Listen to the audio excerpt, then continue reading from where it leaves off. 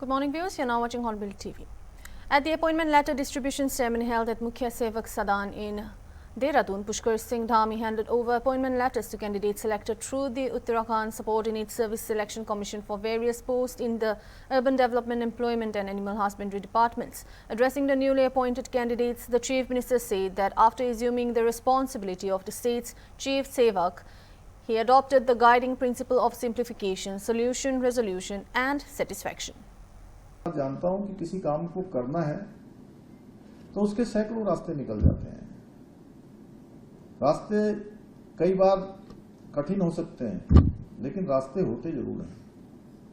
इसलिए पहले दिन से 4 जुलाई 2021 को जब मैंने राज्य के मुख्य सेवक के रूप में इस जिम्मेदारी पर काम करना शुरू किया, तो एक मंत्र लेकर कि सरलीकरण, समाधान, निस्तारण और संतुष्टि, ये भाव आप सबके मन में भी होना चाहिए कि जो भी आपके पास आएगा आप उसकी मदद करेंगे। हर गरीब, हर जरूरतमंद की समस्या का समाधान आपकी प्राथमिकता होना चाहिए।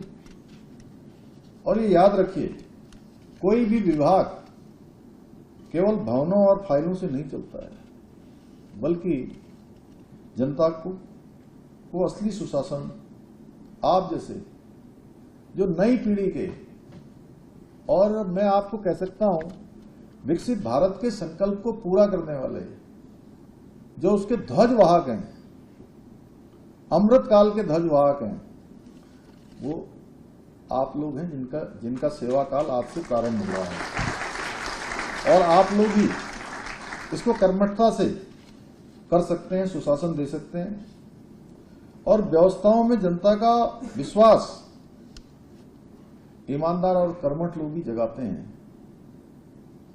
कि ये व्यवस्था व्यवस्थित होकर चलेगी। व्यवस्था में अव्यवस्था नहीं होगी, व्यवस्था में घुसपैठ नहीं होगी, व्यवस्था में कोई आगजनी नहीं होगी। व्यवस्था व्यवस्था की तरीके से चलेगी और जनसेवा को नई ऊंचाइयां जनता के प्रति आप जैसे समर्पित लोगों के कारण ही प्राप्त होती है। इसलिए आज से आप केवल सरकारी कर्मचारी नहीं हैं, बल्कि उत्तराखंड के विकास के सहभागी हैं। और साथियों, श्रीमद् भागवत गीता में भगवान श्री कृष्ण ने कहा, कर्मण्येवाधिकारस्ते मा फलेषु कदाचन, अर्थात हमारा केवल कर्म करने पर अधिकार है, उसके फल की चिंता में नहीं। और यही भावना एक सच्चे लोक सेवक की पहचान होती है। जब सेवा का भाव सबसे ऊपर होता है, सर्वोपरि होता है, जब कर्तव्य ही साधना बन जाता है और जब जनहित ही सर्वोच्च लक्ष्य बन जाता है, तब सफलता स्वयं हमारे कदम चूमती है। साथियों, आज आदरणीय प्रधानमंत्री श्री नरेंद्र मोदी जी के नेतृत्व में देश विकसित भारत 2047 के महान संकल्पों के साथ आगे बढ़ रहा है।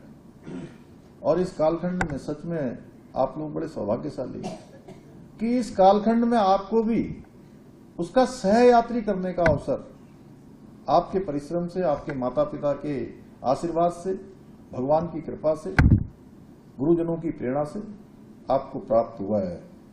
तो आप सभी को केवल नौकरी नहीं करनी है, बल्कि आपको इस महायज्ञ में अपनी सक्रिय भागीदारी निभानी है और राष्ट्र निर्माण में अपना अमूल्य योगदान देना है। Speaking after the INDIA block meeting, Supriya Srinathji said that leaders of the 25 constituent parties discussed several major national issues and arrived at a unanimous consensus during the deliberation. Addressing the media after the meeting, Srinathji alleged that the future of the country's youth was being jeopardized to alleged NEET paper leaks and reported irregularities in the CBSE evaluation process.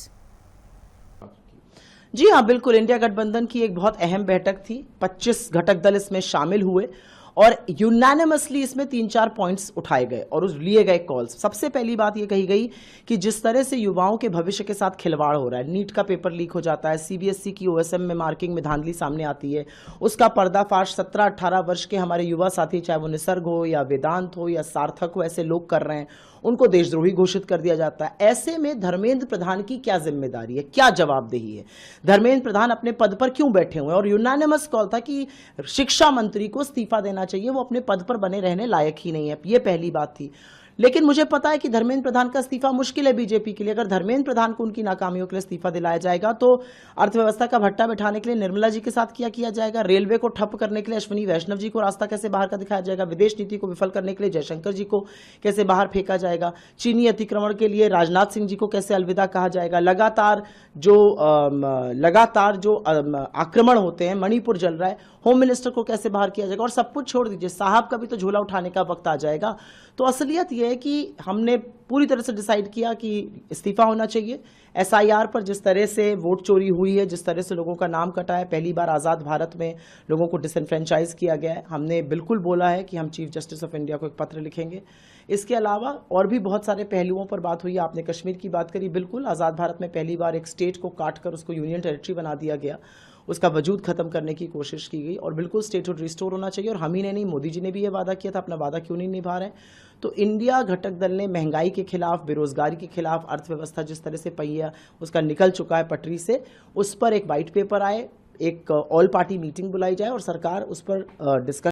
Bhajpa National General Secretary Arun Singh said that the nationwide exhibition showcases the Modi government's historic achievements over the past 12 years, highlighting welfare initiatives for the poor and farmers. क्या programme में क्या रहेगा sir? देखिए, देश भर में यह जो प्रदर्शनी लगाई जा रही है, प्रधानमंत्री मोदी जी के नेतृत्व में 12 वर्ष ऐतिहासिक उपलब्धियों से भरा हुआ वर्ष है और अद्भुत कार्य हुआ। आज देशवासियों का उन पर विश्वास भी है, भरोसा भी है, और जन कल्याण के लिए जो काम किया, गरीबों के लिए विशेष रूप से अगर देखें तो आज 25 करोड़ लोग गरीबी रेखा से ऊपर आए हैं, 4 करोड़ मकान बना है और 12 करोड़ शौचालय बने हैं, 81 करोड़ लोगों को अनाज मिल रहा है। पीएम घर सूर्य योजना के देखिए वो 37 लाख से ऊपर लोगों को मिल चुका है। आयुष्मान भारत, नल से जल इत्यादि में अगर क्षेत्र में देखें तो क्रांतिकारी एक तरीके से सुविधाएं लोगों को मिली है। इसलिए मैं कह रहा हूं कि आज जो गरीब है और किसान है, इसके केंद्रित माननीय मोदी जी की नेतृत्व की सरकार की योजनाएं हैं, और यही गरीब और किसान मोदी जी को मसीहा के रूप में देखता है। इन 12 वर्ष में जो ऐतिहासिक उपलब्धियां हैं उनको इस प्रदर्शनी के माध्यम से दर्शाया गया है, और पूरे देश भर में यह प्रदर्शनी लगाई गई है। और इसी प्रकार से जो 12 साल के जो हमारे ऐतिहासिक उपलब्धियां, उनका भी पत्रक बनाए, यह पत्रक भी घर घर जाकर के लोग देने का काम करेंगे कार्यकर्ता। सर, विपक्ष की कल मीटिंग हुई थी, तो उसको लेकर क्या कहना चाहिए? कह रहे हैं कि आपको हर क्षेत्र में घेरेंगे आगे। नहीं, विपक्ष के पास कोई एजेंडा नहीं। मैं तो कहता हूँ विपक्ष के लोग जो हैं, यह प्रधानमंत्री मोदी जी के नेतृत्व में जो 12 साल काम हुए उसको देखें। तो अगर वो देखेंगे तब उनको समझ में आएगा कि 2014 से पहले, देश की आज़ादी के बाद, 2014 तक नहीं हुआ, वो 2014 के बाद मोदी जी जब सत्ता संभाले उसके बाद जो बदलाव आया है वह अद्भुत बदलाव आया है। इन आंकड़ों को, योजनाओं को देखो, और मैं विपक्ष को चैलेंज करता हूं कि इन आंकड़ों पर क्वेश्चन करो। हम कहते हैं कि अगर 4 करोड़ पक्के मकान बने हैं, गरीबों के लिए जो अनाज मिल रहा है, आयुष्मान भारत की सुविधा मिल रही है, घरों में जाकर के विपक्ष देखे तो लोगों को चूल्हा उज्ज्वला के माध्यम से मोदी जी के नेतृत्व में मिली है, 58 करोड़ बैंक अकाउंट खोले, उस पर तो बात करें विपक्ष। इसीलिए विपक्ष नकारात्मकता से भरा हुआ है, कोई एजेंडा नहीं है, कोई इशू नहीं है, देश की जनता मोदी जी के साथ है।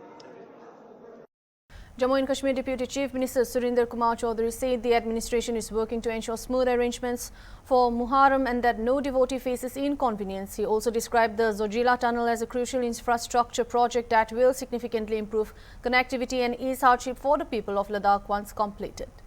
आने का मुझे सबसे बड़ा जो फायदा हुआ, मैं अपने लीडर और पार्टी के स्पोक्समैन और ऑनरेबल एमएलए तनवीर सादिक साहब का शुक्रिया अदा करता हूं, और यहाँ की जो कमेटी है और यहाँ के जो लोग हैं जिन्होंने मुझे इस ज़ियारत पे माथा टेकने का भी मौका मिला और यहाँ से ब्लेसिंग लेने का और दुआ करने का मौका मिला। और यही इन्हीं ऋषियों, मुनियों, पीर पैगंबरों की बदौलत आज हम लोग सब हैं।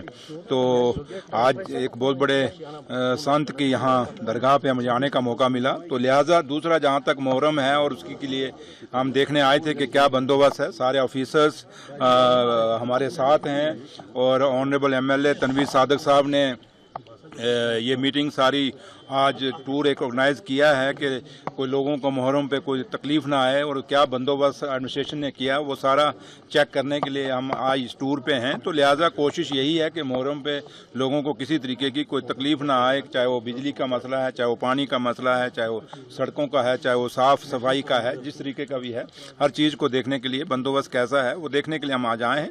तो उसी सिलसिले में ये टूर है, तो उससे ज़्यादा कुछ नहीं है। चौधरी साहब, आज जोजिला टनल की इनॉग्रेशन हुई है। जम्मू कश्मीर के प्रोस्पेक्ट में खासकर कश्मीर वैली के डेवलपमेंट इतनी बड़ा प्रोजेक्ट हुआ है, तो क्या कुछ कहेंगे आप? देखिए, ये बहुत बड़ा प्रोजेक्ट है जिसका आज ऑनरेबल यूनियन मिनिस्टर जनाब गडकरी साहब और जम्मू कश्मीर के मुख्यमंत्री जनाब उमर अब्दुल्ला साहब दोनों ने वहाँ पे आज जोजिला के मिनीमग में ये किया है उसका आज टनल का। लेकिन अभी तो काम उसमें अभी है, अभी काम होगा।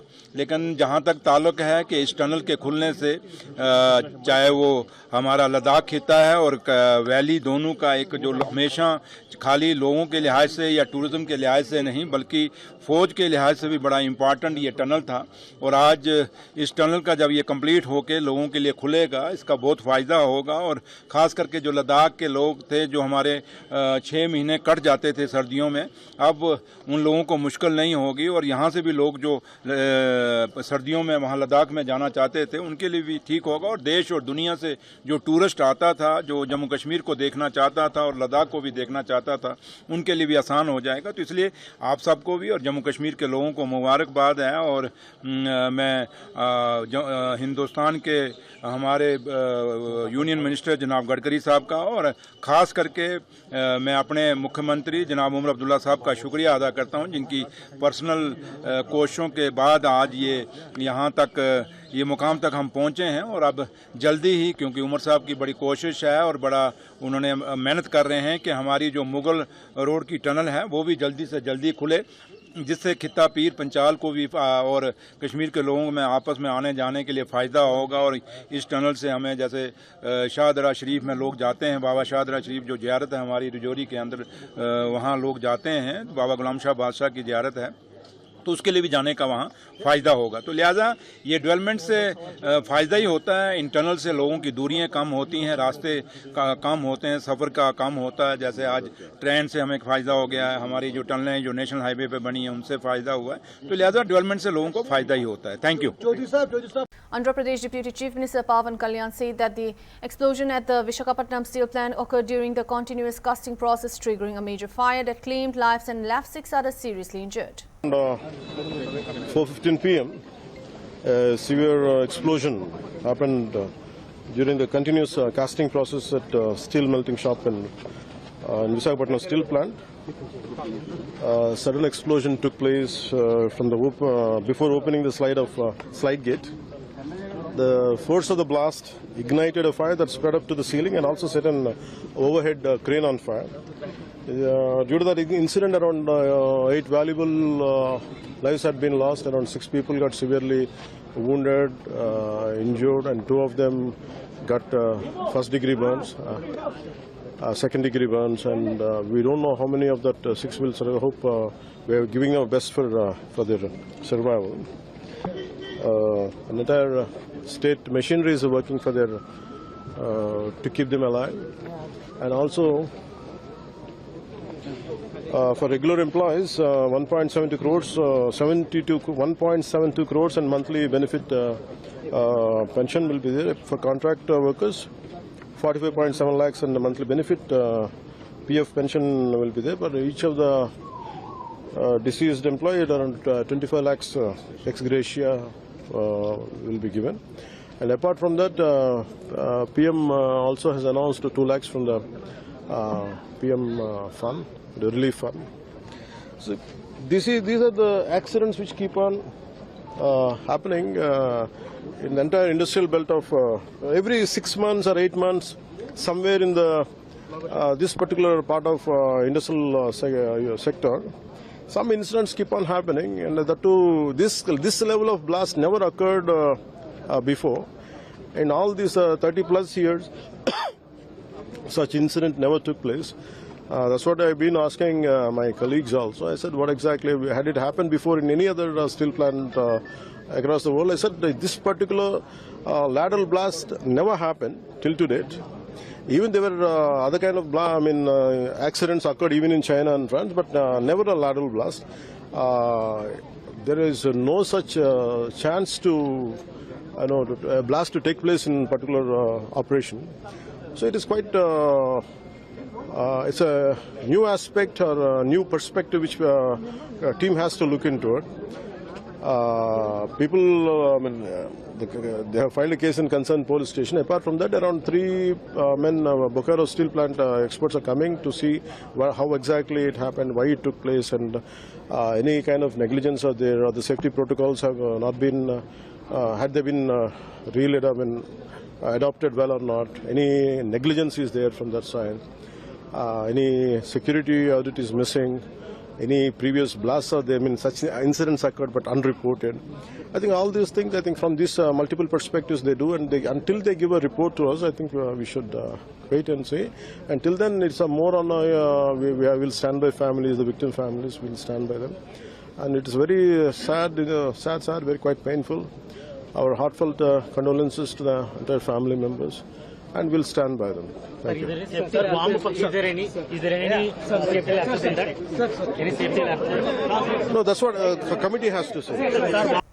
India has launched a scathing attack against Pakistan at the United Nations Security Council, fiercely criticizing Islamabad for exploiting Afghanistan's landlocked position and launching fatal airstrikes that have claimed hundreds of civilian lives. Addressing the India ambassador Parvathanani Harish argued that Pakistan's refusal to grant transit access to Afghan merchants constituted unprecedented trade and transit terrorism, and highlighted that New Delhi has been actively issuing hundreds of gratis long-term business visas to support the impact Afghan traders, turning the focus to cross-border military aggression. The Indian envoy strongly condemned Pakistan's military operation inside Afghanistan, pointing to UNAMA reports that documented severe civilian casualties. We believe that our Afghan brothers and sisters deserve this. India is also the top destination of Afghan exports. As per the World Bank, 43% of Afghanistan's exports are destined for India. By offering tariff-free access for Afghan goods to Indian markets, we have operationalized a dedicated air freight corridor between India and Afghanistan. We are also supporting Afghan traders by issuing hundreds of gratis long-term business visas who are suffering under unprecedented trade and transit terrorism inflicted upon them by Pakistan's denial of passage for trade. The cynical closure of access for this landlocked country is in total violation of UN declarations on landlocked developing countries and a clear weaponization of their trade and transit vulnerabilities. This blatant Pakistani violation of WTO norms and of the UN Charter and international law should be condemned by the global community. Madam President, the Secretary General's report had noted the dire humanitarian concerns and the rising implications for Afghanistan due to unprecedented scale and pace of forced and involuntary returns under adverse circumstances. This needs the world's attention and necessitates more efforts towards addressing food security, healthcare, water security, and other shelter challenges. The returnees need to be provided housing, basic services, and livelihoods. The Afghan economy is suffering from the additional burden of returnees. To this end, my country is working with UN agencies and of the Afghan authorities to make provisions for housing, food, and other essential items to ease the immense pain that has been inflicted on the Afghan people and support their reintegration.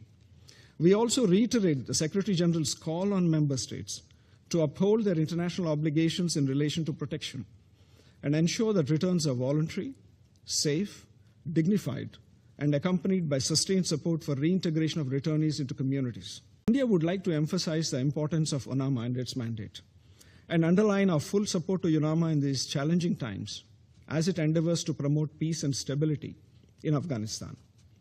Pakistan, in its statement earlier today, questioned the intent of UNAMA and the veracity of UNSG's report. We would like to stress that support for multilateralism and the United Nations is not an a la carte menu. Pakistan's campaign of military airstrikes against Afghanistan is causing huge civilian casualties and sufferings to the Afghan people. We reiterate Secretary General's deep concern at civilian casualties caused by airstrikes, cross-border firing, and targeted killings as detailed in UNAMA reports. We support the Secretary General's call urging compliance with obligations under international law, including international humanitarian law, and ensuring protection of civilians. We also support UNAMA's earlier calls for investigation to ensure accountability, prevent recurrence, and uphold victims' rights. Such unconscionable acts of violence are a blatant assault on Afghanistan's sovereignty and a threat to the region's peace and stability. India strongly condemns the airstrikes on Afghan territory, which are flagrant violations of international law and the UN Charter and the principle of state sovereignty. According to UNAMA, 372 civilians have been killed and 397 injured just in the first 3 months of this year. A large majority of them during the holy month of Ramadan, a time of peace, mercy, and reflection, which makes the act all the more reprehensible. We reiterate UNAMA's call for compliance with obligations under international humanitarian law, including the principles of precaution, distinction, and proportionality to protect civilians from harm. No faith, no law, and no morality can justify these actions. Let me reiterate. Dressing up a massacre as a military operation does not absolve the perpetrator. Killing, maiming, and orphaning civilians is not counterterrorism. Espousing high principles of international law and Islamic solidarity while mercilessly carrying out airstrikes during the holy month of Ramadan is a perfect example of hypocrisy. Blaming neighbors for its own failures is an old Pakistani habit.